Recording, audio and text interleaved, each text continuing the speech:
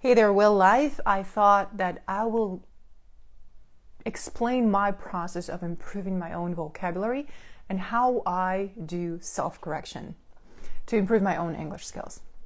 Self-correction is one of the most important skills that I teach, and just like any other skill, it must be practiced. So let me show you how I do it. I had a session with my teacher today. I also have a teacher. I decided to get a teacher because I realized that I need more feedback at this point from a native speaker who could help me bring my attention to my vowels, to my pronunciation, and to how natural I sound, to how well I build my sentences, etc., etc. Once you've become a confident learner, you can learn from anybody. You define your own criteria for a good teacher. It doesn't mean that you have to hire the most expensive coach. If you are a total beginner and you have no idea what you need to be doing with your English skills, if you have no idea how to learn and what steps to take, yes, hire someone who is a professional. Learn with the best professional you can afford, because you want to learn from the best. Who are the best people? The people who have mastered the skill. However, a good coach, a truly good teacher, will lead you toward independence. They will make sure that you apply all the skills that they've been teaching you on your own. And when you have these skills, you can take your power back. This is what I mean. Let me give you a very practical example. Today, I had a class with a tutor. I'm going to call this person a tutor that I have selected myself. I had a few criteria. This person must be a native speaker. This person must be an educated native speaker. This person must be American, because I want to practice my American accent. I have no interest in confusing myself and learning from British people. I mean, I have nothing against British people, but I want to focus on honing my American accent. I don't want half of my vowels to sound British and half of my vowels to sound American. I'm over that. I've made this mistake before. My next criterion was that this person must have relevant life experience, ideally some experience in sales or business. And they must be fun to talk to. They also must be open-minded so that they welcome my ideas. And the way it goes is I lead the process of my own learning. I tell the tutor what I need to do, and I tell them what they need to do to help me learn better. The message that I'm trying to deliver is that a good learner will take the power in their hands. A passive learner, or a student rather, I have a whole video about the differences between being a student and being a learner on my YouTube channel, but a student usually sits there expecting to be taught, and a learner knows exactly what needs to be done for them to learn. So when we have classes with my native speaking tutor, we know what we're doing, and I tell us what we should be doing. We have a system that I have created for myself. This is how I learn best, and he agrees to follow the system. I'm not going to tell you everything about the system, because if you've taken my programs or if you're a community member, you know exactly how it goes, but I'm going to share two distinct features, and I'm going to show you what I have learned today. So here are two things that many people, I would say, struggle with or find very painful when they join one-on-one classes with an English teacher. Number one, they hate being interrupted. Teachers are also encouraged to not interrupt the students and to point out their mistakes later so that they don't interrupt the thinking process, because a student is trying hard and you don't want to interfere with this creative process of producing speech. I get it. However, it works only up until a certain limit.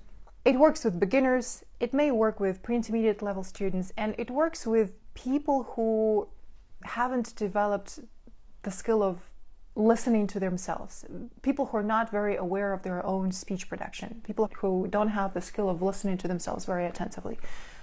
If you want to move beyond intermediate, if your goal is to sound more natural, if you want to move toward native-like fluency or more advanced levels of communication and listening skills, and you want to sound natural, the number one skill you need to develop is self-awareness. And when you are aware of how you sound, then you can self-correct, because you cannot self-correct the things that you cannot see and the things that you're not aware of. That's why I reverse this process. Instead of having my tutor listen to me and correct my mistakes after I'm done speaking, I ask my tutor to interrupt me in the process and to show me what it is that I'm doing wrong. It's not cruel. It is actually very effective if you agree to these rules of the game. Let me explain to you why people don't like it and why it is very effective. And once you have discovered the wow effect of this technique, you will start to like it as well. The reason why people don't like to be interrupted is that it interrupts their whole process. They forget what they wanted to say. You interrupt them and you tell them, hey, actually you need an article here, or it's not vehicle, it's vehicle, vehicle, vehicle. Then of course you want them to repeat this word and you want them to practice this word. And while they're repeating this correct pronunciation, they lose their train of thought. They forget everything that they wanted to say, and this pisses them off. They get mad and they think that it's your fault. They get angry at the teacher because they lost the thing that they wanted to say. They were so focused on correcting that mistake, and now they lost it. This is why people hate being interrupted, and they think that whoever is interrupting them is preventing them from expressing themselves freely. However, I like looking at results. If you're able to express your thoughts and speak over an extended period of time without interrupting yourself, without losing your train of thought, it's great, but it doesn't always mean an improvement. It doesn't mean that your speech is correct. It doesn't mean that your speech sounds natural. It only means one thing, that you can speak the way you speak today. It means that you can repeat what you already know. And if you have already learned to speak about the weather, to speak about your weekend, the way you can speak today, every time you speak, you're probably maintaining the same level of the skill. It doesn't mean that you improve every time you say a new sentence. And I am a big advocate of faster results. If you want to improve your results faster, you need to make sure that every next iteration is better than the previous one. So if today I speak exactly the same way that I spoke last Sunday or last week, it's a problem for me. If I'm not using anything that I learned last week, it's a problem for me. If I'm not applying the thing that I learned, and I learned something at every class, at every session, every day, every time I create content, every time I create exercises, and every time I do exercises myself, I learn something. So if I do not implement the things that I'm learning, it's a problem for me. It means I'm not improving. That's why I ask my tutor to interrupt me right when I say something that doesn't make sense or something that is difficult for him to understand. My problem, for example, was that I confused the short sound and the ah sound. So I would say expert instead of expert. I would say exercise instead of exercise. And if you watch my older YouTube videos, you can actually hear that mistake. And I couldn't hear it myself. I couldn't identify it. This is why I needed feedback. And once I realized that I might be making mistakes that I'm not even aware of because I simply don't hear them. So I don't know what I don't know. I don't know that I need to be paying attention to these things. This is when I made a decision to hire a tutor and to put a mirror in front of myself and to have someone give me relevant feedback. Because I give a lot of feedback to myself. I would say I'm very attentive, more attentive than most people to how I speak. However, there's always room for improvement, and I want to find those unconscious patterns that I'm not aware of and fix them. A month ago, he brought my attention to the fact that I say exercise instead of exercise, and I started practicing. So today it has disappeared. Today it's gotten so much better. And when I look at the result, I'm happy because it has taken me only a month to correct the mistake that I've been making for years, and I wasn't even aware of the fact that I was making it. Let me show you how you can avoid making the same mistake. A short vowel, such as in the word expert, exercise, red, is the vowel that happens right in the middle of your mouth. And when you produce this vowel, your lips and your mouth should not be moving. You see, my mouth is not moving, and I can say rad, fad, expert, exercise, exercise, exercise. What I was doing before, I was exercise, expert, which is wrong. So I was making the sound that you hear in words like cat, black, fat, apple. That's a different sound. And if you pay attention to how my mouth is moving, you will see that in order for me to produce this vowel, I need to, first of all, open my mouth a bit wider. I need to drop my jaw, and this vowel is not happening in the middle of my mouth. It starts somewhere here, closer to my throat. So let's try the isolated vowel. Ah, and then apple, cat, black. I hope you can hear the difference. Look, my mouth is moving. Cat, my mouth is not moving. Red, or X. Can you see that? So that was my mistake. And today, it's gone. I'm very happy about the result. So the reason I ask my tutor to interrupt me in the moment is because I remember exactly what I said 3 seconds ago, because I have this habit of listening to myself. If he interrupts me, I am in the moment and I am very aware of what I'm saying and what I said 5 seconds ago.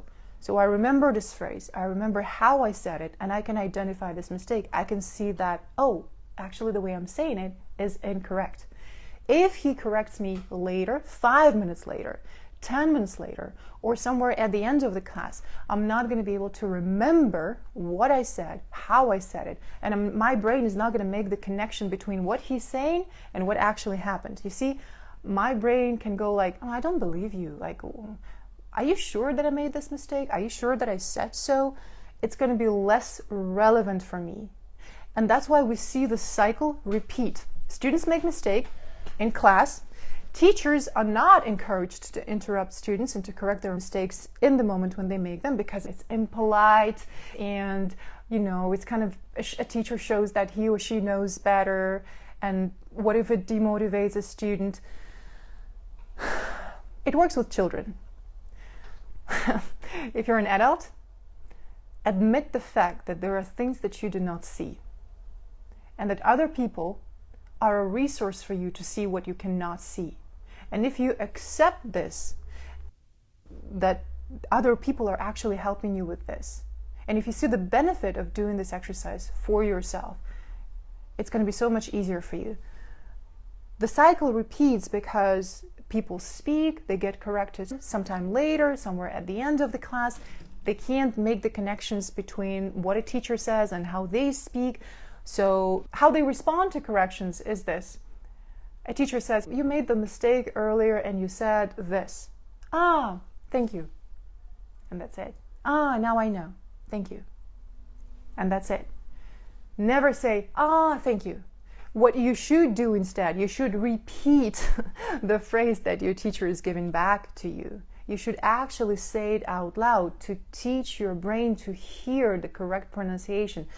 It's not enough when you hear someone else say it. You should open your mouth and say it. We trust our own voice and what we do and what we say a lot more than what other people say. That's why it's such a powerful and such a simple, free exercise.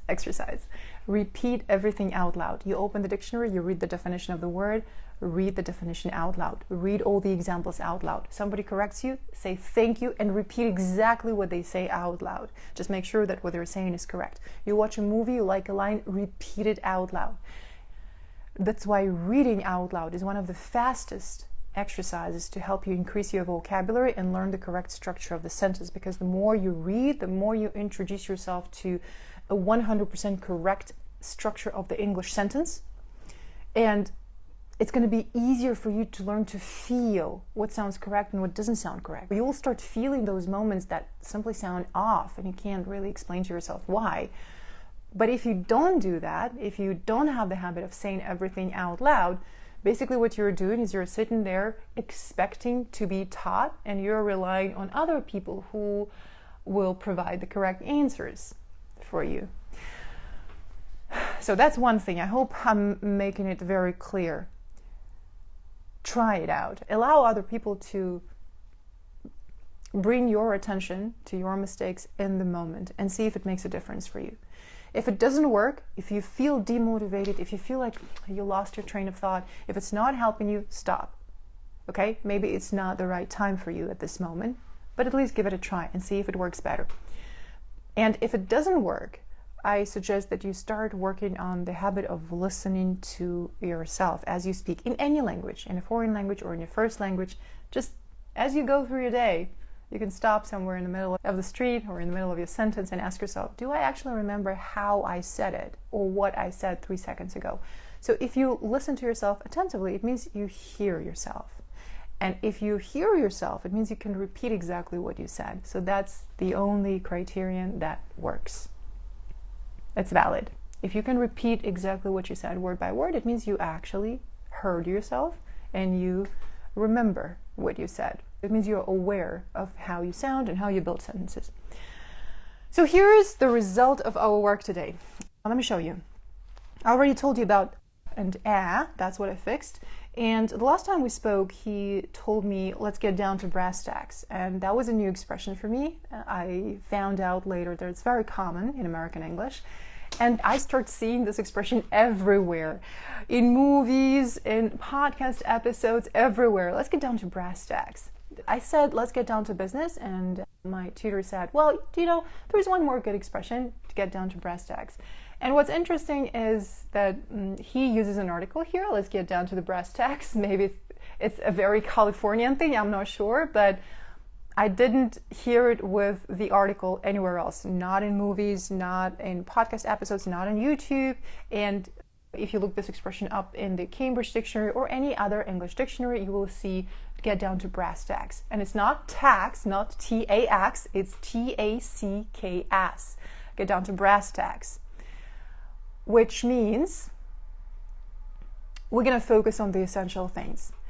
If you're in the community of practice, this week we're focusing on the synchronization exercise, and the first exercise, we work with movies. The first exercise is from the scene Candy, where a husband says to his wife, look, I'm going on a trip. It's a very short trip, and when I get back, I promise we'll get down to brass tacks and do everything that we had planned on doing for a long time. It means we're going to focus on the essential things and finally get things done. Get down to brass tacks. So you see what I'm doing. I'm looking at my notes. I'm repeating the phrase out loud. I think I repeated it already 10 times or so.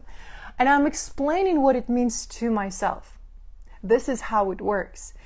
Most people, what they do instead, they act as very diligent students during the class. They write down everything the teacher says they should write. And by the way, my teacher never tells me what to write. I make decisions what to write, and I take my own notes. But they write down the things that they think matter or what their teacher tells them to write down. And what happens after the class? They put the notes aside and they never touch them. And they never touch them maybe until next class or maybe never. And during the next class, they start a new note. And these old notes disappear and nobody knows what happens to them. And that's the wrong strategy. If you want to improve, you want to actually actively work with your notes. And, I like to simplify things for myself, and the simplest strategy for me is to work with these expressions immediately after the class. Because if I look at them tomorrow, I'm going to remember some of it. If I look at them 3 days from now or next week, most of it is not going to make sense to me, and I'm probably not going to be able to read my own handwriting. Our short-term memory is short-term for a reason. We remember things that matter to us. They make sense to me now. That's why I can easily navigate this page. And even though it looks pretty ugly, it looks like a mess, I know what I'm looking at. And of course, I'm going to take the most meaningful phrases from this page and I'm going to write them on a clean piece of paper so that I see them, so that I can remind myself of these expressions. So what I learned today, and my teacher didn't tell me, by the way, pay attention to this word. No, I learned it because I listened attentively and this is what got my attention. Synopsis. I have to be honest, I've always made the mistake of saying synopsis. And actually it's synopsis. I heard my tutor say this word. It's a good synopsis of something. I don't remember what it was, but I was like, really? I've been mispronouncing this word all the time. I looked it up. It's true. It's synopsis. So again, you see, I'm looking at it. I'm saying it out loud. I am explaining it to myself and I remember the emotional context. I go back mentally to the situation where I heard this word and I say it in the context. I never look at one separate word. If I sat down here and said synopsis, synopsis, synopsis, get down to brass tacks, no, it would not work and it would be boring as hell. I would not learn anything and I would never do this more than once. So I'm most interested in understanding people, not even in learning the language. I need language to understand people.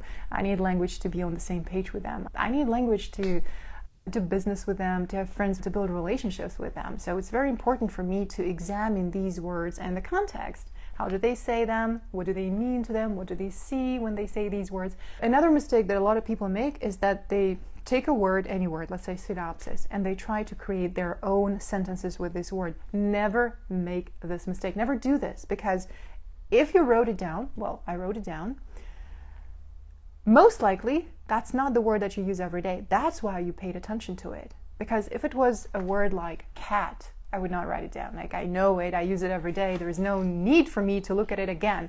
But this word, I don't use it every day. And if you pay attention to a word, it means it's either a new word for you or you're not very confident using this word. You're not very sure what it means. So there's always a reason why we pay attention to words. And if this is the word that you don't use often, and you try to make your own sentence with this word, chances are high you're going to create a sentence that's not grammatically correct. Maybe you're going to put this word in the wrong place in the sentence, whatever. When you look at a word or a phrase that you don't use every day, first you want to look at examples given by native speakers. Go to Youglish, go to the Corpus of Contemporary American English, go to any English dictionary and see examples, movies, anything. Google this word, find phrases and sentences with this word or with this phrase that native speakers say, and then choose the sentences that you like the most and then say them out loud. First, make sure that you look at a lot of good examples and only then you practice creating your own sentences. The next thing I learned is, that was a very good expression. I actually practiced telling a story and I said, my story is going to be about going down the easy path of stereotyping people. And then I paused and I asked my teacher, is that something native speakers would understand? And he said, you know what? There is a difference between spoken and written English, and native speakers will probably say, this is a story about stereotyping people. However, this is a story about going down the easy path of stereotyping people. It sounds like something you would probably read in a book or in a blog post, and it's not worse, but it's interesting. He says it's 100% absolutely correct, but it's not very common. It's not what every native speaker would say. And he told me a funny thing. He said that he travels a lot and he gets to meet people from all over the world. He says that most native speakers speak in a very boring way. So when somebody is an eloquent speaker, it actually grabs his attention immediately. He said, I would prefer to hear something like this, going down the easy path of stereotyping people, because it's correct, it makes sense, but it's probably something I would expect to see on a page in a fiction book. And it's not something that people in the streets would say. But he says, I would prefer that. It's very important that I see and understand this difference, and it's not a problem for me. I would rather keep that. He also told me, please don't change that. So I know the expression to go down the path of, so I created my own expression, going down the easy path of stereotyping people. And again, you see, I'm saying it out loud. I'm repeating it so that I can internalize this phrase and make it mine. Then, here's what I said. I actually remember. I said it's easier to stereotype people than to actually take the time to understand them. And he added to my comment, he said, yeah, it takes a few more steps to look past those stereotypes and to see why a person actually behaves this way. And I wrote down this phrase, it takes a few steps to look past those stereotypes. And that's exactly what I wanted to deliver, because what I said first, it's easier to stereotype than to understand. It's more generic. It doesn't actually communicate the idea, meaning it doesn't help me plant an image into a person's head. And this phrase does. It takes a few steps to look past those stereotypes and see why, or understand why a person said what they said.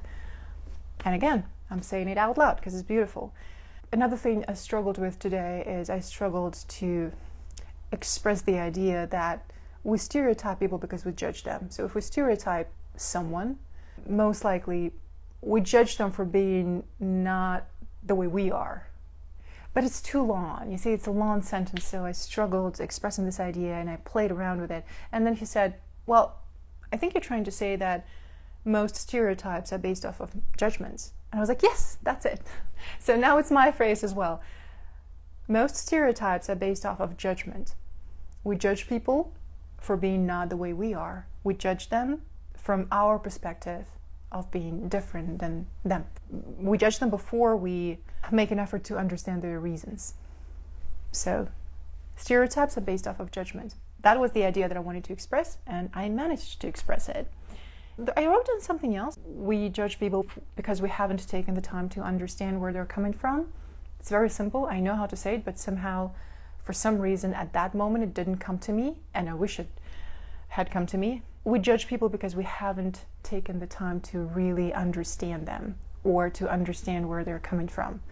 So here are my expressions. I said all of them out loud. Now I know exactly what I learned. I know exactly how much I learned, and now I see the value of this class for myself. So in 60 minutes time, I strengthened my understanding of the phrase get down to brass tacks. I learned synopsis. I learned going down the easy path of stereotyping people. It takes a few steps to look past those stereotypes. Stereotypes are based off of judgments, and we haven't really taken the time to understand where they're coming from. 6 expressions that I feel very confident saying out loud. I've said them out loud a few times, and to be honest, if you have never done this work before, do not do 6. Do 2. I always recommend that people start with 1 or 2 max, because it's a lot of work. And if you decide to look up the word synopsis, for example, and you go on Youglish or YouTube or Google this word or look at examples of how this word is used, it's going to take time as well. And 2 expressions can feel like a lot of work. Focus on 2. And then when you're done, make sure that you have a clean piece of paper and you write down your 2 expressions in big, big letters. So let me show you what it means. A lot of people do this. So a huge piece of paper, they write the word synopsis, and here they will write the translation of the word or the example sentence with this word. What I do is this. I do this. And that's how I know that that's the word I need to be paying attention to during this week. I will put it somewhere where I can see it, and every time I sit at my desk or every time I walk into a room, I actually see it, and every time I see it, I say it out loud. Trust me, it's enough for this word to be in my room or above my desk for 2-3 days for me to completely internalize it. And someone can say that I'm moving pretty slowly, just 1 or 2 expressions each time, every 3 days.